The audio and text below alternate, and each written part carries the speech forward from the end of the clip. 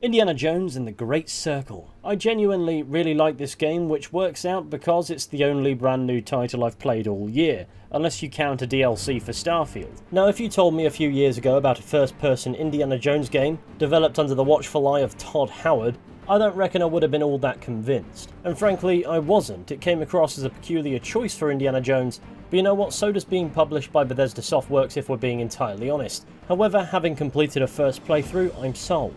For the most part, this game is utterly ace, and while I'd argue perfection evades it by some margin, it seems it's well received. You've got that integral adventure of an archaeology teacher travelling the world, chasing MacGuffins and fighting Nazis, appropriating ancient artifacts for the Western world, and never addressing the fact that he's killed countless people, all the while making reality-altering discoveries and saving the world from Hitler one biblical reference at a time. In that respect, this is the best Indiana Jones story since the 1980s. In order to make a good game out of that, all you have to do is combine that formula with great gameplay, and you know what, I've approved of far worse. Despite the Great Circle's dismal title, from which no euphemisms come to mind at all, this is a splendid game. It doesn't try to be derivative of games that probably initially were attempting to emulate Indiana Jones, and therefore enters the gaming market as its own thing. However, is it without problems? No. The complexity of some gameplay systems extend beyond usefulness, other mechanics are entirely unhelpful, and Todd Howard's involvement in the project alone entitles it to at the very least one game-breaking bug. And boy does it cash in spectacularly. But Machine Games have done very well with this one, and have delivered one hell of an adventure.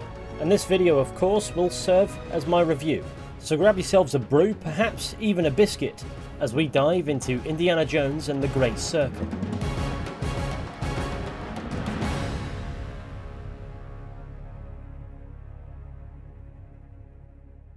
Right, plot-wise I think you know what you're getting with an Indiana Jones story, and I don't intend to touch down on it too heavily with the game being still relatively new, but I shall discuss it from the angle of how it justifies the game's very existence. And that is that following an oddly specific dream about the opening sequence of Raiders of the Lost Ark, Indiana Jones awakens at his desk to find the college has been broken into, and it becomes our objective to find out what the crack is with that. It's here where we find a giant helping himself to the priceless antiques, while chanting in unintelligible Latin. Naturally, this results in a bit of a fight between Indy and the literal mountain, and let's just say it's too early in the game to win. So Jones gets knocked right out, and the big man presumably leaves with what he came for, leaving us to figure out what it was he stole in the morning. Once that mystery is resolved, evidence directs us towards the Vatican, and thus the adventure begins and we can start the countdown until the Nazis show up. But it's once we're in the Vatican that we come to learn the giant stole an artifact, a cat mummy to be precise, because of something that it held within, which leads us into the wider MacGuffin chase of the Great Circle, something a Nazi archaeologist named Voss is also keenly after. A bog-standard Indiana Jones MacGuffin chase really. We find a new ally in Gina, who's looking for her sister, and it's probably worth mentioning the titular character is not being portrayed by Harrison Ford here. It is his face. I mean, obviously, you can't just have some random guy off the street and say, "You're Indiana Jones now." It's got to be Harrison Ford's face, but it's Troy Baker's voice. You know, the average height one next to Todd Howard. Now, I would compliment the performance, however I do think it's fairly run-of-the-mill for Troy Baker to disappear into whatever role you give him, and it's a bloody good job he's so good at it, otherwise you'd notice he's practically fucking everywhere. It's rare that a game comes out that he's not in some capacity, but the point is it would seem he was the right man for the job. He emulates Ford quite well, and it isn't really noticeable that it's not him, at least until you compare or you play the entire game with the continuous thought that it isn't Ford. I had an affair with my mother-in-law. It's all right. Just say 3 Hail Marys. No, Father, you don't understand. My wife is expecting a child, and I fear that... What? Yeah, let me finish, please. I fear that my mother-in-law is with the child also. Jesus Christ, what have you done? Wait. You are not a priest. Screw it.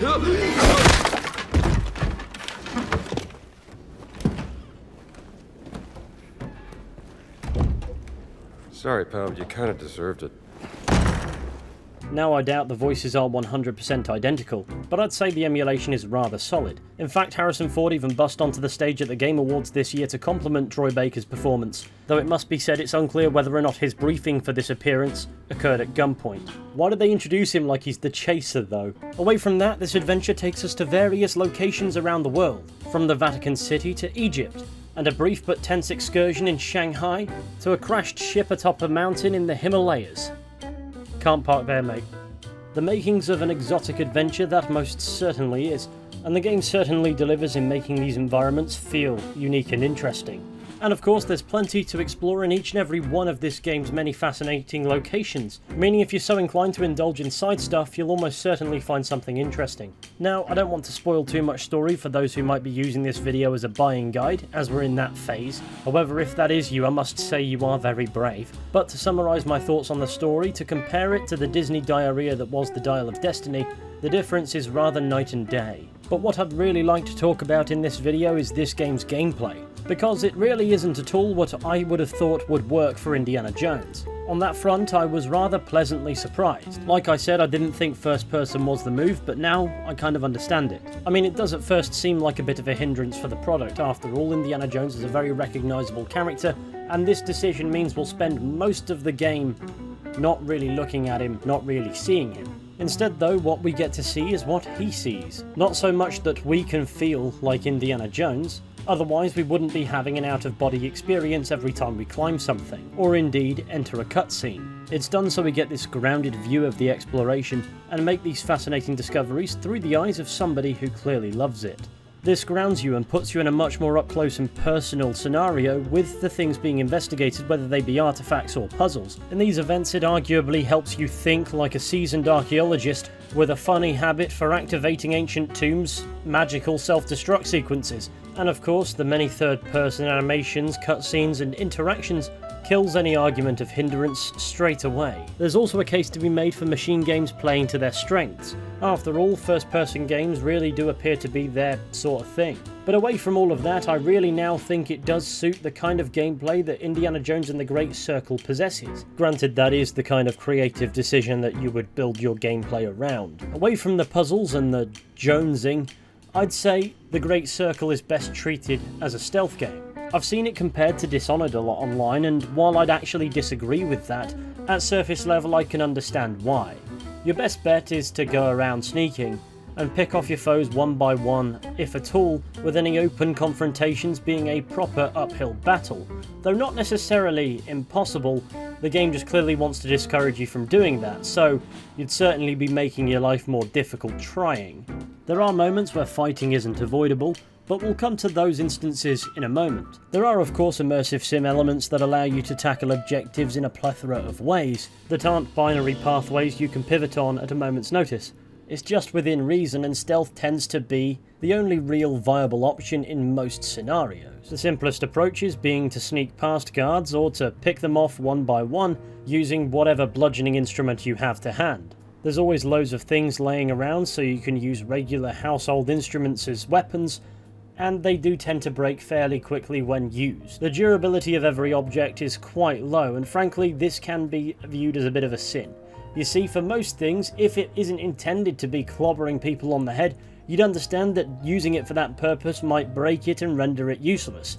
But for instance, should you pick up a guard's truncheon and use that a couple of times and it breaks, it kind of makes you wonder what material it's made out of. Its purpose is obviously to balance the game. If you wish to take out enemies while in stealth, you'll need to know where to look to find various objects that can be used to accomplish that, as you can't really do it with your bare hands. But the game doesn't actually reward you for finding an actual weapon that can handle that sort of stuff.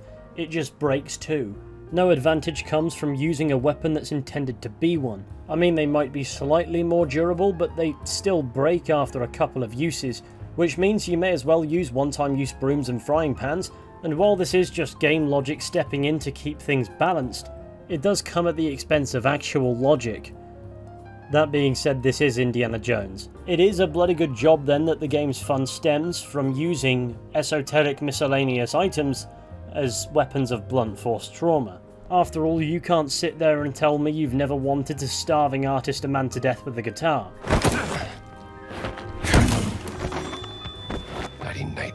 The stealth is where I found myself having the most fun with this game. That being said, the enemy AI can be a bit inconsistent, if not borderline brain dead, who can't really detect a dead body next to them when you need a distraction, but may very easily spot you should you be in the corner of their vision.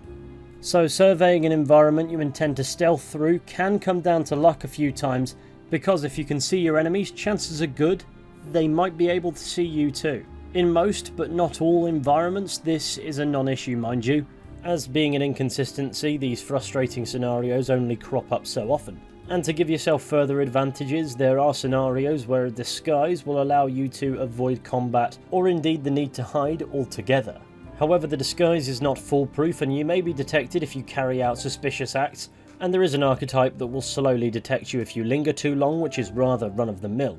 At times, however, the parameters for detection while in disguise can be somewhat vague, and you don't always have the option to disguise yourself, so it can only really be used as a tool and not as a technique. However, it is amusing how much you can actually get away with when in disguise. Hey, nimm sofort die Waffe weg! Hey, keine Waffen!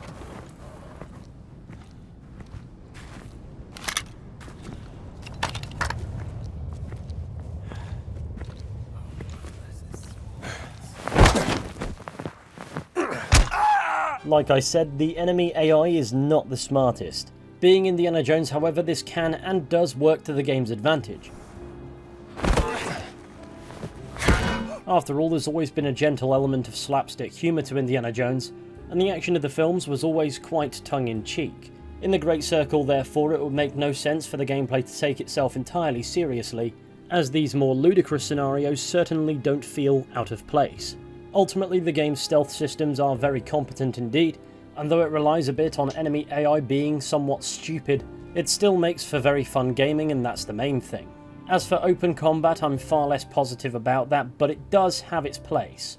Outside of a handful of scenarios, gunplay is fundamentally useless and should be avoided at all costs. The aiming is cumbersome, you've only got so much ammunition anyway, and you're likely to be overwhelmed by your foes, as the gunplay draws boundless attention to your position. Therefore, I find the firearms are better served as makeshift bludgeoning instruments in both stealth and combat. And I do appreciate the game discouraging us from resorting to squeezing triggers. It's because that way, when you do decide to use that as the appropriate solution to a problem, it's because you've weighed up whether or not it'll work. Ammunition is sparse, so you have to weigh up if something is worth putting rounds into, and results are only really predictable in one-on-one scenarios. For instance, cheesing your way through the game's kind of boss fights. But versus multiple opponents, I've got to say it doesn't feel like the most satisfying way to progress, and aiming can be a little bit awkward too.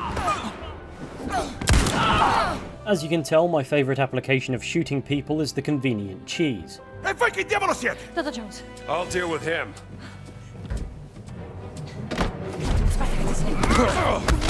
Troppo veloce! But what I'm trying to say is the game is far from a competent cover shooter, as that's not what it's going for. And that's probably more a good thing than a bad one, because if it was a cover shooter, it wouldn't really be true to the character, would it? However, using a gun to cheese his way out of an imposing boss fight, that's very Indiana Jones. Away from the shooting and inevitability of getting shot, of course you can use melee weapons to batter people in open combat. They're not quite as one-hit trick as they might be in stealth, and things that should realistically be much more durable still break incredibly quickly.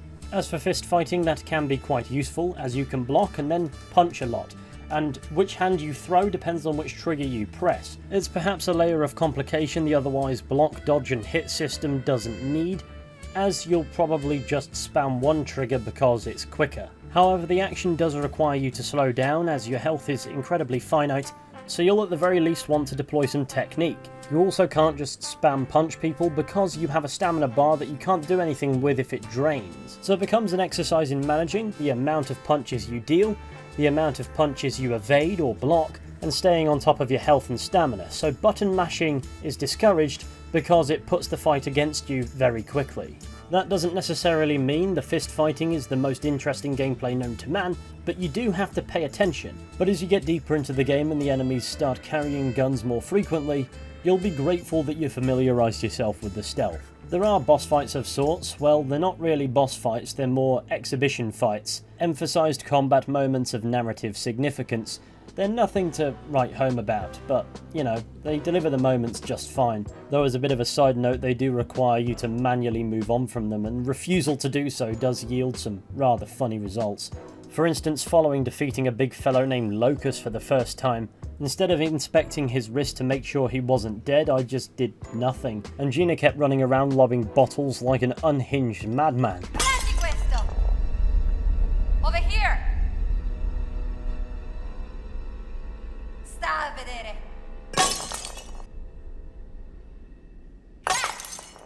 E vai giù! Take this! I let her do this for minutes. I have no point to make of it, I just thought it was amusing and wanted to share. There isn't a great deal more to go over, however, with combat. However, as you explore, you might gather books, and in the book's menu, you can unlock them as skills. There are also collectible medicine vials that you can use as currency to purchase other skills, and they tend to enhance your stealth, stamina, or dexterity with regards to reloading. And most of them are fine. However, there are a handful of abilities in there that appear more useful than they actually are. For example, a second wind ability that when in your default attire, you find yourself incapacitated, i.e. killed by overwhelming forces of foes, all you have to do is look around and find your lucky hat. Should you go and gather the lucky hat, you'll pop it on, bomb a whimsical smile, and then probably be immediately killed again. Provided the game is behaving properly, the skill doesn't really work, but in the instances where it does work, you'll find that all the guards have conveniently forgotten that you were ever there, so you can just quickly slip back into stealth, and while that's useful, it does shatter the suspense of disbelief by some way. So this skill that I've forgotten the name of and simply refer to as the Smirk of Whimsy either completely breaks down the escalation of the gameplay unrealistically, or proves itself to be a total waste of this game's equivalent to experience points. And though they can easily be gathered into excess by completing side missions, gathering collectibles, and of course taking photographs of quite literally everything, and by no means therefore is a deathly negative, acquiring that ability did waste a bit of your time. And on top of that goes to show there are aspects to this game that haven't been meticulously curated and thought through. The problem with Indiana Jones and the Great Circle overall, from a gameplay perspective, in my opinion, is easily overlooked, because, fundamentally, the systems at play are incredibly simple, but in a bid to be more complex and flavoursome, it has no shortage of redundant mechanics that it simply doesn't need. There isn't a massive variety in how you can tackle one mission to the next, like say in Dishonored, and I don't actually think it's even trying to be an immersive sim as such. Often the pathway narrows to one direction, and should you try something, there's a good chance that game logic will stop you because the developers didn't think you would, when logically there's no reason why you shouldn't be able to give it a go. That's what sets it apart from immersive sims, as in those sorts of titles, the basic rules of how a game plays facilitates true player agency regardless of whether or not the developers thought of a particular approach. In the Great Circle, most gameplay variation you can squeeze out of it is illusory. You'll still find yourself treading the same pathways 95% of the time, and the mistake isn't that the game is not more expansive in approaches, but rather the fact that the game attempts to trick you into thinking it is. The redundant systems at play only expose you to just how many aren't, and while it's still one hell of a fun gameplay loop for its simplicity, I do get the feeling it's attempting to trick me into feeling as if I have more options than I perhaps do.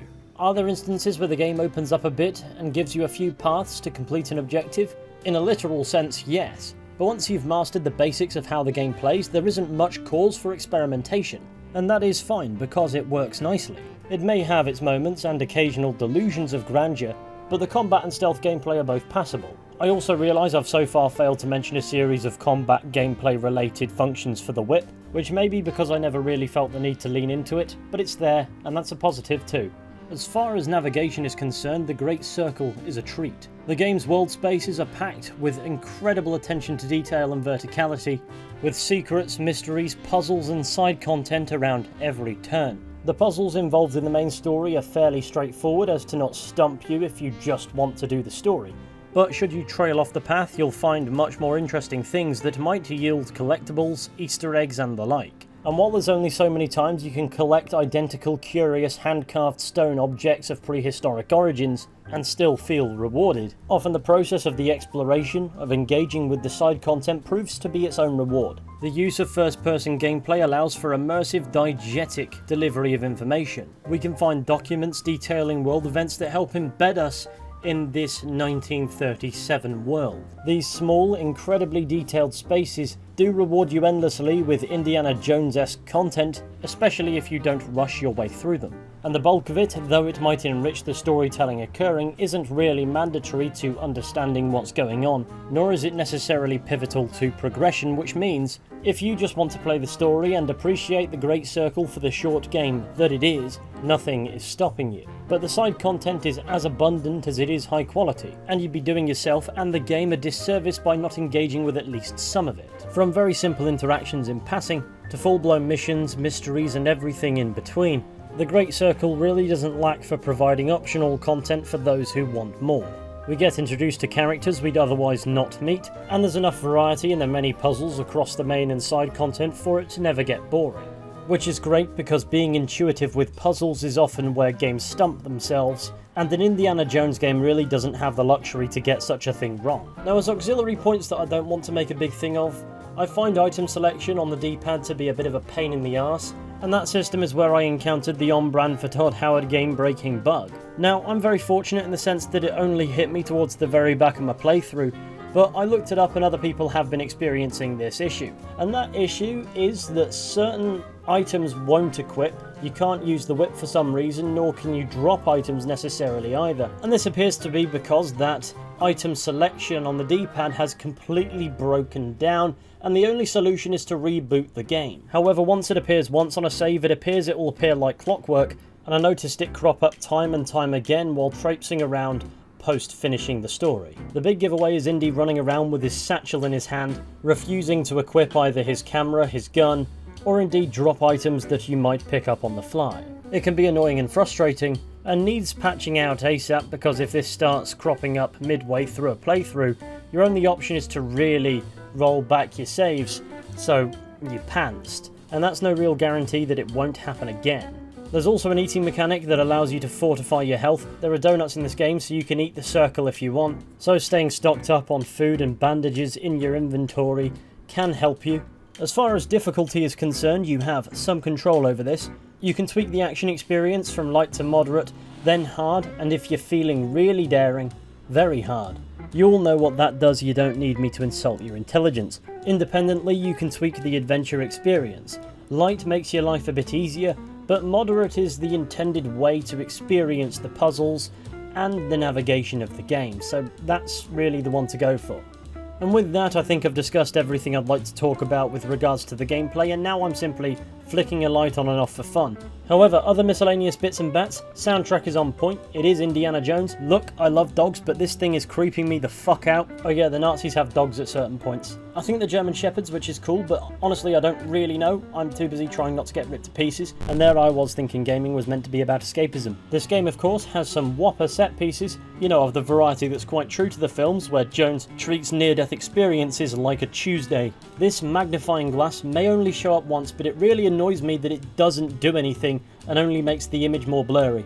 I'm quite fond of this game's characters. Emmerich Voss is a compelling villain, even if he is basically a mustache-twirling Nazi. Fair warning. I have mastered the lethal Japanese hand-to-hand combat art of karate.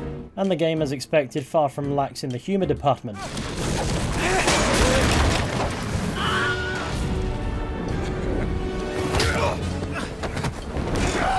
The game also has its fair share of foreshadowing, but the most prominent moment had nothing to do with the story's actual plot.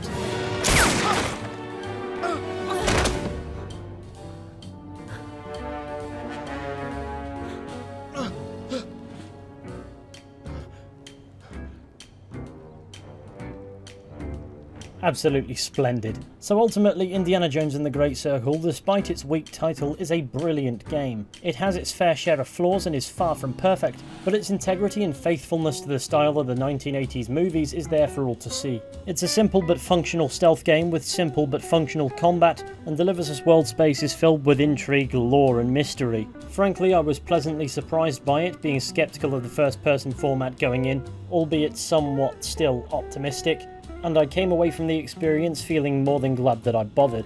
On the bug front, there are of course fewer than I expected, and visually I can't really comment because I played it on a Series S and I'd imagine it looks better on the Series X and PC. There is of course room for improvement in a few areas, but you know what? I'd be more than happy to see Machine Games give it a crack. So in the event they do a second game, I'm 100% there for it. If you're looking for a number rating from me, I'm sorry to disappoint you, but I don't do those, purely because people will just take the number rating and ignore everything I've said for the past 25 minutes, and I'd largely be comparing it to imaginary criteria I've pulled out of my backside. So instead, to put it simply, I was pleasantly surprised by Indiana Jones and the Great Circle, and if your taste in games is anything like mine, then I 100% recommend you give it a go, if you haven't already. You don't even have to pay for it directly as it's on Game Pass, and that really concludes my thoughts. I'd like to end the video there by saying thank you all for watching. I really hope you've enjoyed it. If you did, be sure to go ahead, leave a like, subscribe, share the channel with your friends, all that wonderful stuff. It would of course be massively appreciated. And with any luck, I'll be seeing you all very soon with another video at some point, but until next time, please take care and goodbye.